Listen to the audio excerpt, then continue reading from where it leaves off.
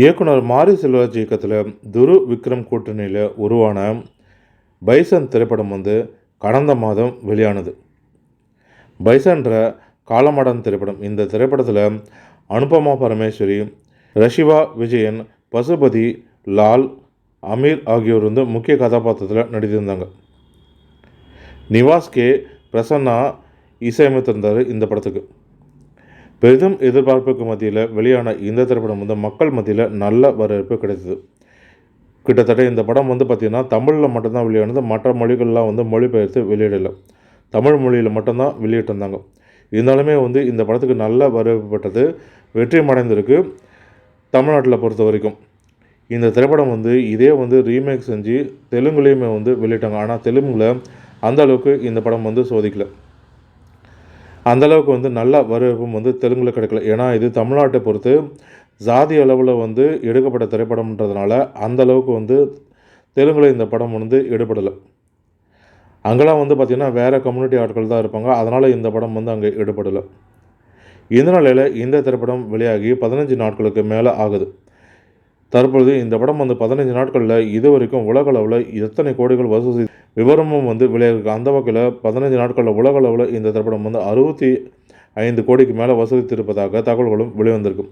இனி வரும் நாட்கள்லையுமே பார்த்திங்கன்னா இந்த படத்தோட வசூல் தொடரணும் எதிர்பார்க்கப்படுது. வசூல் வேட்டை தொடரணும் எதிர்பார்க்கப்படுது. பிரதீப் ரங்கராஜன் நடிப்பில் கீர்த்திசுரன் இயக்கத்தில் உருவான இந்த திரைப்படம் சில சர்ச்சைகளும் சிக்கல்களையுமே பெற்றது. இருந்தாலுமே இந்த திரைப்படத்துக்கு நல்ல வரவேற்பு கிடைத்திருக்கு. வசூலையுமே பார்த்திங்கன்னா நல்ல வசூலை பெற்றிருக்கு. வசூலை வாரி குவித்திருக்குன்னு சொல்லலாம். தயாரிப்பாளர்களுக்கு அந்த அளவுக்கு லாபத்தை ஈட்டி கொடுத்துருக்கு. படம் வெளியாவதற்கு முன்னே தயாரிப்பாளர்களுக்கு லாபத்தை கொடுத்துருக்கு. அது மட்டும் இல்லாமல் தீபாவளி தொடர் விடுமுறை அப்படின்றதுனால 5 நாட்களில் பார்த்திங்கன்னா உலக அளவில் இந்த திரைப்படம் 100 கோடி வசூல் செய்ததாக தயாரிப்பு நிறுவனமே அதிகாரப்பூர்வமாக அறிவித்திருந்தாங்க. இந்த நிலையில் இந்த திரைப்படம் வெளியாகி 15 நாட்களுக்கு மேலே ஆகுது. தற்போது வரைக்கும் இந்த படம் உலக அளவில் பார்த்திங்கன்னா 112 கோடி வரைக்கும் டியூட் படம் வசூலித்திருப்பதாக தகவல்களும் வெளிவந்திருக்கு.